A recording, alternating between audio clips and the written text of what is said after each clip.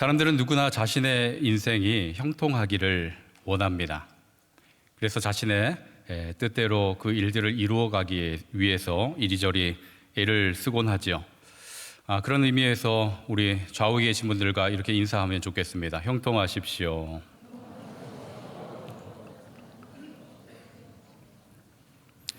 여러분 형통하시길 바랍니다.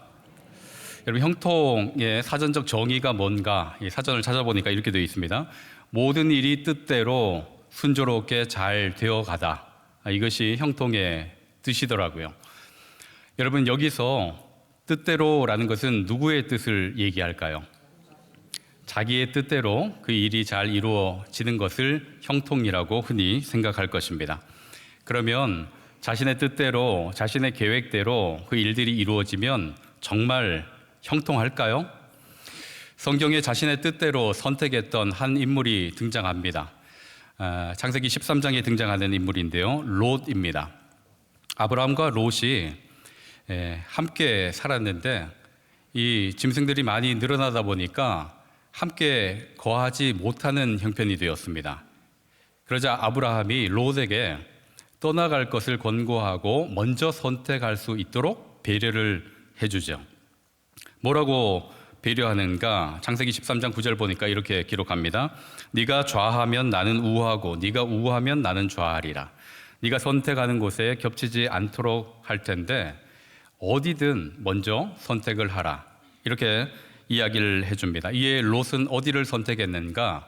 여호와의 동산 같고 애굽같이 보이는 아주 좋아 보이는 그 땅을 선택했습니다. 그러나 하나님께 묻지 않았어요. 하나님 어디로 갈까요? 묻지 않았어요. 자기 눈에 좋아 보이는 땅을 선택했습니다. 여러분 좋은 선택이 되었을까요? 여호와의 동산 같고 애굽처럼 보이는 아주 좋아 보이는 땅을 선택했는데 결국 소돔과 고모라 그 지역은 불과 유황으로 멸망당하게 되었습니다. 이처럼 자신의 생각대로 자신 눈에 좋아 보이는 대로 선택을 해도 그것이 항상 좋은 결과를 가져오지 못하더라라는 것을 알려주고 있습니다. 오늘 본문에도 자기 뜻대로 살아온 한 인물이 등장하고 있습니다. 그 인물, 그 주인공이 바로 야곱이라는 사람입니다. 그는 자신이 원하는 것이라면 어떻게 해서든 수단과 방법을 가리지 않고 쟁취했던 그런 사람입니다. 자기 뜻대로 원하는 것을 얻어냈는데 성경은 그의 인생을 가리켜 단 한 번도 형통하다라고 이야기하고 있지 않습니다. 그러면 성경은 어떤 인생을 가리켜서 형통하다라고 이야기할까요? 창세기 39장 2절에 보시면 형통이라는 단어가 처음 등장하는데 이 요셉의 인생에 형통이라는 단어가 나옵니다. 여러분 화면을 보십시오. 여호와께서 요셉과 함께 하심으로 그가 형통한 자가 되어. 그리고 창세기 39장 23절도 여호와께서 요셉과 함께 하심이라 여호와께서 그를 범사에 형통하게 하셨더라. 여러분 어떤 상황인지 이미 잘 아실 겁니다. 요셉이 형들에 의해서 보디발 집에 팔려갔을 때 그때 형통하다라고 이야기를 했었고요. 또 보디발의 아내로 인해서 감옥에 갇히게 된 그때 또한 형통하더라라고 이야기하고 있습니다. 그러니까 자기의 뜻대로 이루어지는 것이 형통이 아니라 다른 것을 형통이라고 이야기하고 있는데 형통 앞에 보면 항상 따라붙는 것이 하나 있었습니다. 여러분 뭔지 아시죠? 여호와께서 요셉과 함께 하심으로 여호와 하나님께서 함께 하실 때 형통하더라라는 것을 성경이 말씀하고 있습니다. 그러니까 성경은 자기 뜻대로 자기가 원하는 것을 이루어냈을 때 형통하다라고 하지 않고 하나님과 함께 할 때 그 인생이 형통하다라고 말씀합니다. 자, 야곱의 인생은 어떠한가 이 시간 같이 살펴보기를 원하고 그리고 이 야곱의 인생을 하나님께서는 어떻게 이끌어 가시는지를 오늘 이 시간 보기를 원합니다. 앞으로 조금 거슬러 가서 말씀을 보도록 하겠습니다. 어느 날 에서가 사냥을 마치고 돌아왔습니다. 심히 피곤했고 허기졌어요. 그때 마침 공교롭게도 야곱이 죽을 쓰고 있는 겁니다.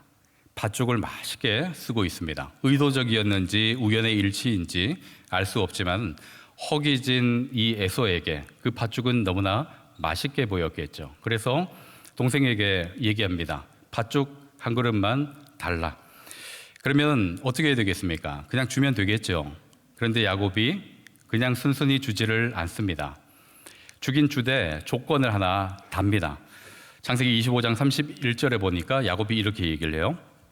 야곱이 이르되 형의 장자의 명분을 오늘 내게 팔라 그래요. 왜 이런 조건을 제시했는가 하면 그 당시에 장자는 아버지의 그 유산을 2배로 갑절로 상속받을 수 있는 그런 권리가 있었습니다. 그런데 야곱은 쌍둥이지만 몇 분 뒤에 태어났죠. 그러니까 장자의 상속받을 그 권리가 없는 겁니다.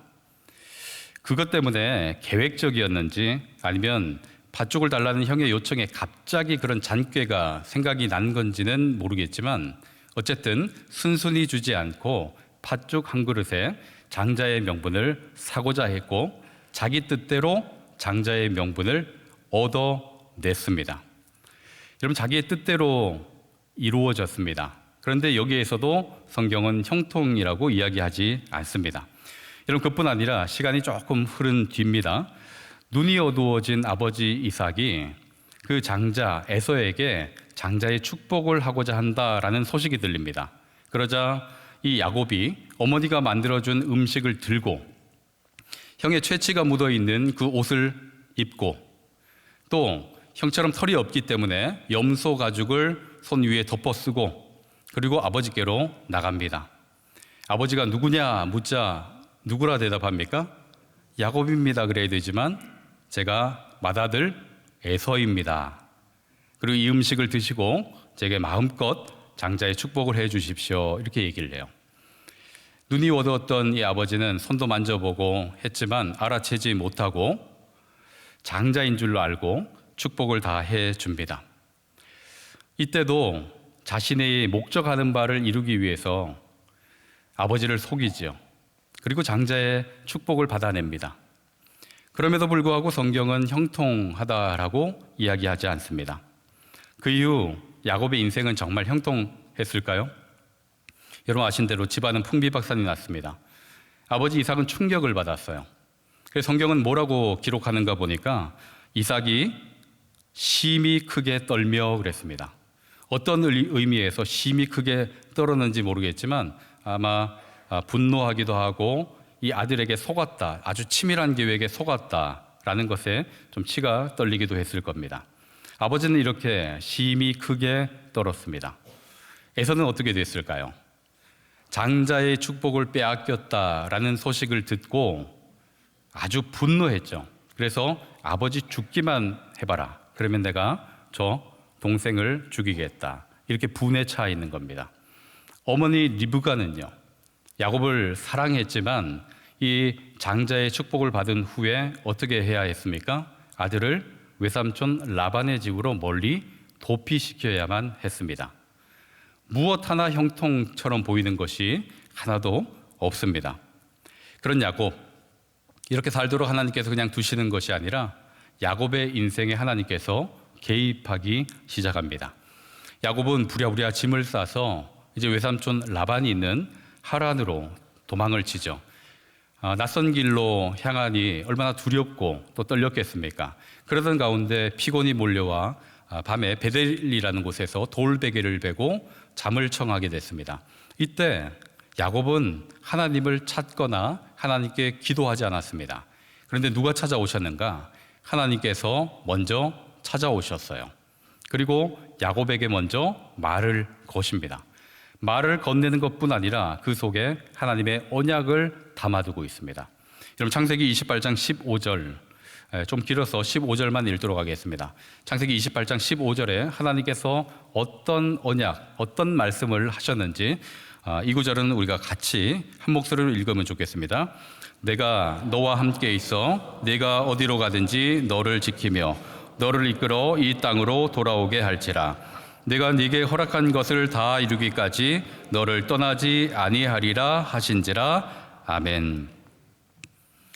이 말씀은 하나님께서 야곱이 원하는 대로 야곱을 돕겠다라고 말씀하시는 것이 아니라 야곱으로 하여금 하나님과 함께 할 수 있도록 하나님께서 함께하고 지키고 떠나지 않겠다라고 약속하고 계시는 것입니다. 그러니까 하나님께서 야곱의 인생에 직접적으로 개입하시겠다, 야곱의 인생을 다듬어 가시겠다, 이것을 지금 말씀하고 있죠. 이후로 하나님께서 이 야곱을 어떻게 변화시켜 갔는지, 어떻게 그 인생에 개입하면서 다듬어 가셨는지를 한번 보시길 바랍니다. 고향 브엘세바를 떠나서 하란으로 향하다가 베델에서 하나님을 만났습니다. 그리고 그 이후에 또 출발을 해서 하란 근처까지 도착을 했죠. 그 근처에 도착했을 때 양떼를 몰고 나오는 한 여인을 만나는데 그 여인이 라헬이었습니다.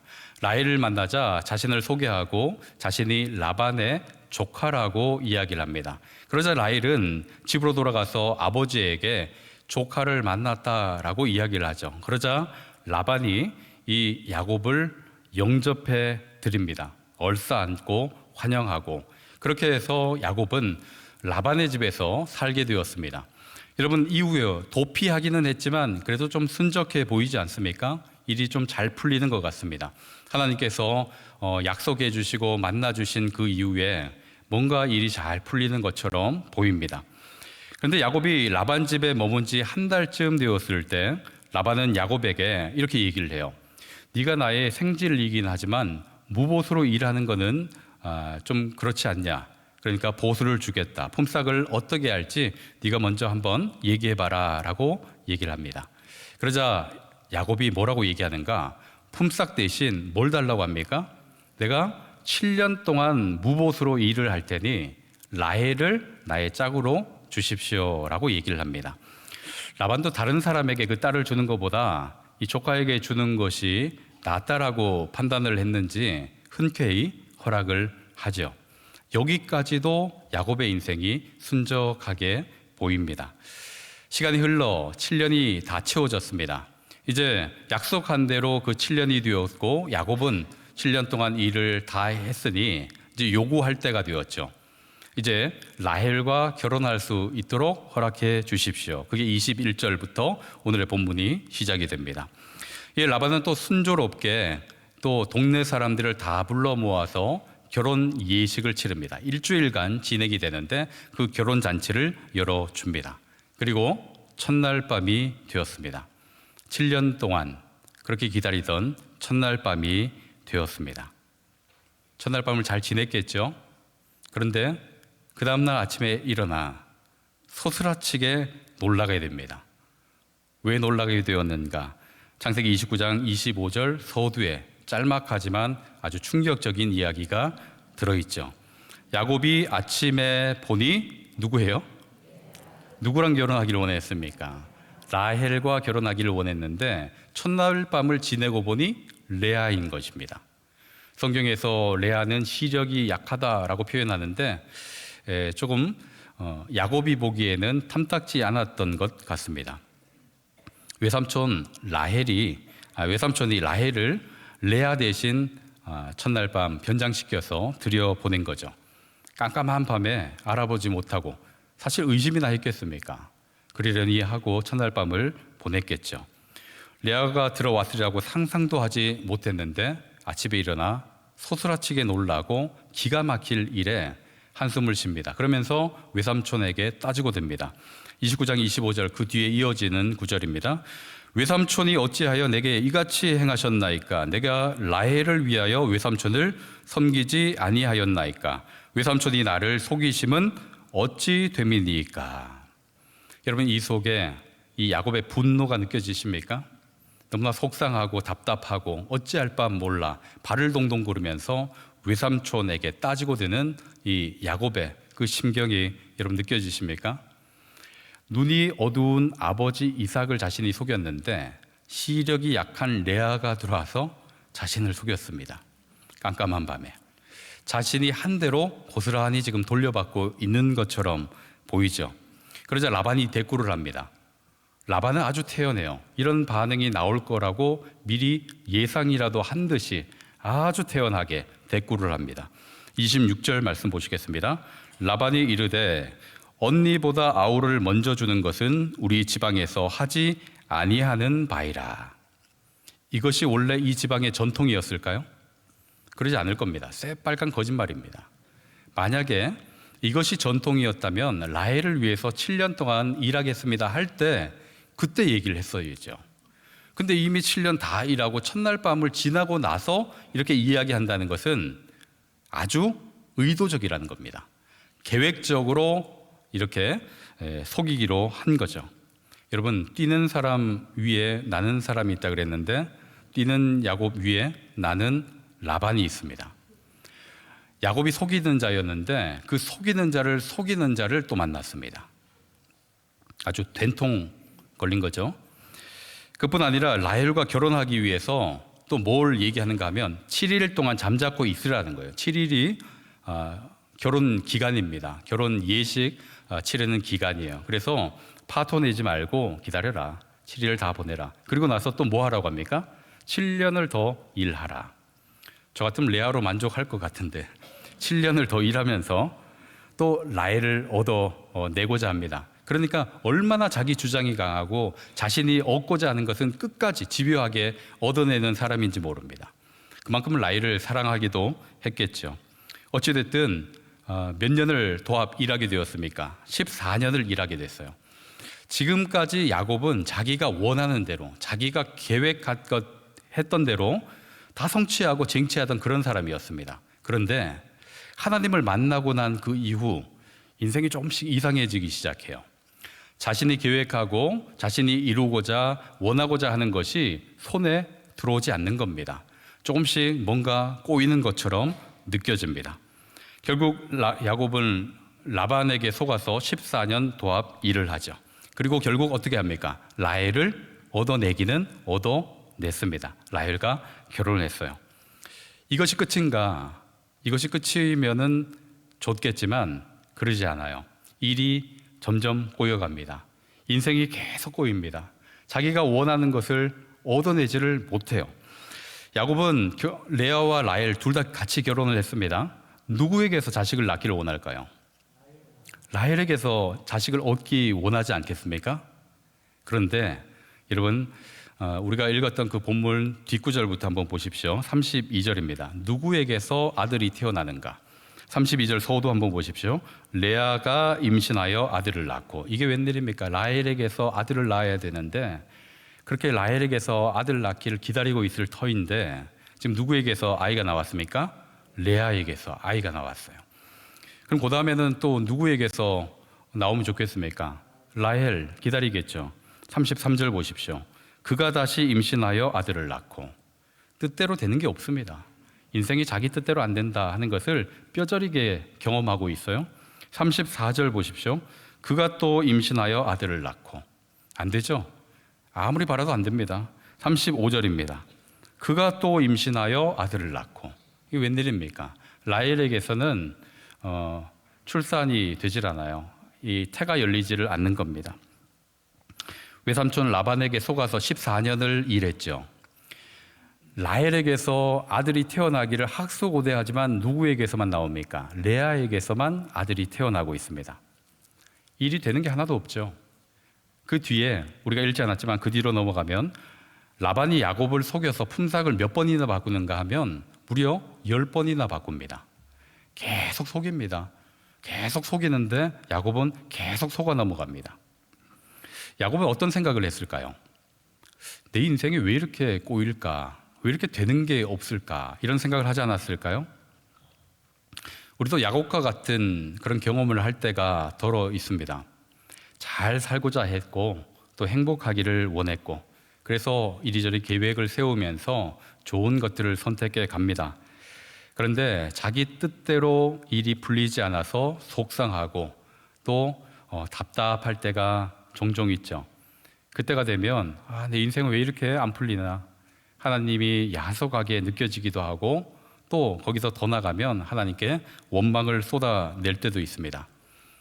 그런데 여러분, 놀라운 것은 자기 뜻대로 되지 않는 그 시점이 여러분 은혜라는 것을 기억하실 수 있기를 바랍니다. 여러분, 하나님의 자녀의 인생이 자기 뜻대로 되지 않으면 누구의 뜻대로 되는 걸까요? 하나님의 자녀의 인생이 자기 뜻대로 되지 않는다면 잠언 16장 9절에서 누구의 뜻대로 되는지를 말씀해 주고 있습니다. 잠언 16장 9절 화면을 보시고 같이 읽어보도록 하겠습니다. 사람이 마음으로 자기의 길을 계획할지라도 그 길을 인도하시는 이는 여호와시니라. 아멘. 그 길을 인도하시는 우리 하나님의 뜻대로 된다라는 것을 성경이 말씀하고 있습니다.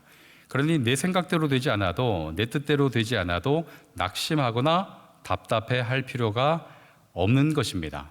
왜냐하면 하나님께서 그 인생에 개입하시고 그 인생을 인도해 가시기 때문입니다. 하나님께서 개입하신 인생은 결코 실패하지 않는 줄로 믿으시길 바랍니다. 여러분, 만약에 야곱이 자신이 계획한 대로, 자신이 속이는 대로 다 남들을 속여서 얻고자 하는 것을 다 얻어냈다면 세상은 야곱의 인생이 형통하다라고 이야기했을지도 모르겠습니다. 그러나 성경은 결코 그렇게 얘기하지 않습니다.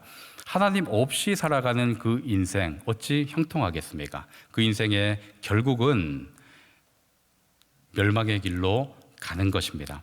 그래서 하나님께서는 이 야곱의 인생에 찾아와 주셨고 야곱을 만나신 이후부터 계속 만지기 시작한 것입니다. 자아가 너무 강하잖아요. 자기 주장이 너무 강한 사람입니다. 자기 주장이 강하니 하나님과 동행할 수 있겠습니까? 자아가 강하니 하나님의 말씀에 순종할 수 있겠습니까? 그게 안 되죠. 그래서 자아가 강한 이 야곱을 하나님께서 만나시면서 그 인생을 계속해서 만져가십니다. 어떻게 만져가시는 줄 아십니까? 앞서 보신 대로 야곱의 그 계획들을 다 틀으시면서 힘을 빼게 하시는 겁니다. 야곱이 느끼는 거죠. 아, 내 인생 내가 계획한 대로 돼 왔는데 하나님을 만난 그 이후부터 내 인생이 내 뜻대로 안 되는구나. 내가 아무리 노력하고 애를 써도 안 되는 것이 있구나. 아, 내 인생의 주인이 내가 아니라 다른 분이시겠구나. 이것을 조금씩 깨달아 알 수 있도록 하는 겁니다. 우리 하나님께서 야곱의 힘을 계속해서 빼고 계시는 겁니다. 그래서 더 이상 자신을 의지하지 않고 누구를 의지하도록 만드시는 겁니까? 하나님을 의지해 가도록 야곱을 다듬어 가시죠. 이후에도 야곱은 쉽사리 힘 빼지 않습니다. 그게 금세 그렇게 빠지겠습니까? 자아가 강한데 그 자아가 어찌 그리 쉽게 죽겠습니까? 그래서 야복강가에서 씨름할 때도 어떻습니까? 복 주지 않으면, 축복하지 않으면 못 간다 하면서 끝까지 물고 늘어지죠. 그러자 하나님께서 어떻게 하셨습니까? 야곱의 환도뼈를 치셨어요. 힘을 빼신 겁니다. 육체적인 힘도 하나님께서 빼셨어요. 그리고 그의 이름을 바꾸셨죠. 야곱이라는, 약탈자, 속이는 자라는 그 뜻을 가지고 있는 야곱이라는 이름에서 어떤 이름으로 바꾸셨습니까? 이스라엘. 하나님과 다투는 자, 하나님과 싸우는 자, 이런 의미도 있지만 이스라엘, 하나님께서 다스리시는 자라는 의미입니다. 하나님께서 그의 인생의 계획을 틀어가면서 힘을 빼시고 육체적인 힘도 빼시면서 하나님께서 다스리시는 자로 만들어 가셔요. 약탈자 야곱을 하나님께서 하나님의 기업을 이어가는 자로 만들어 가신 것입니다. 여러분, 세상에 내 마음대로 되는 것이 어디 많습니까? 계획을 하고 또 아주 치밀하게 준비를 해도 내 인생 내 뜻대로 안 된다라는 것을 수없이 많이 경험하셨죠? 결혼할 때 행복할 줄 아셨잖아요. 자녀 낳을 때 다 말 잘 들을 줄 알았잖아요. 그리고 그 자녀가 좋은 대학 가면 좋은 직장 취업할 줄 알았고, 좋은 직장 취업하면 탄탄대로 돈도 잘 벌고 잘 살 줄 알았죠. 그리고 그 자녀가 또 자식을 낳고 믿음 생활 잘 할 줄 알았고, 근데 어디 인생이 내 뜻대로 되든가요? 어그러지고 실패하고 넘어지고 수없이 많은 것이 우리네 인생 내 가운데 일어나는 일들 아니겠습니까? 결국 그렇게 가다가 나중에는 내 몸인데 내 몸도 내 마음대로 안 돼요. 결국 하나님의 부름을 받는 그 자리까지 가게 되죠. 그래서 종종 불안하고 염려하고 근심합니다. 그런데 여러분 꼭 기억하실 수 있기를 바랍니다. 하나님을 만난 후 야곱의 인생이 자기 뜻대로 되지 않아서 아주 꼬인 인생처럼 느껴졌지만 하나님께서 그 인생을 다듬어 가고 계셨다 하는 것, 이것을 꼭 기억하시기를 바랍니다. 이와 같이 우리의 인생도 내 뜻대로 내 계획대로 되지 않는 그 시점, 그것이 꼬인 인생, 망쳐진 인생이 아니라 하나님께서 개입하시는 그 은혜의 시점이라, 그것을 꼭 마음으로 믿고 고백하실 수 있기를 바랍니다. 야곱을 다듬으셨던 그 하나님께서 우리 또한 다듬으실 것이고, 우리를 다듬어 하나님과 동행하는 그런 형통한 자로 만들어 가실 줄로 믿습니다. 어떤 상황이 있든지 어떤 문제를 만나든지 하나님께서 말씀하시고 이끄시는 대로 순종해서 늘 하나님과 동행하시고 누가 보아도 형통한 자다라는 그런 칭찬을 듣게 되기를 주님의 이름으로 축원드립니다. 기도하시겠습니다. 사랑과 은혜가 충만하신 아버지 하나님, 저희의 인생이 저희의 눈에 좋아 보이는 길이 아니라 하나님과 동행하는 길을 선택하며 따라가기를 원합니다. 그러니 자아의 힘을 빼고 하나님의 인도를 즐거워하며 따르게 하여 주옵소서. 그래서 언제나 어디서나 늘 형통한 삶을 살아갈 수 있도록 허락하여 주옵소서. 예수 그리스도의 이름으로 기도하옵나이다. 아멘.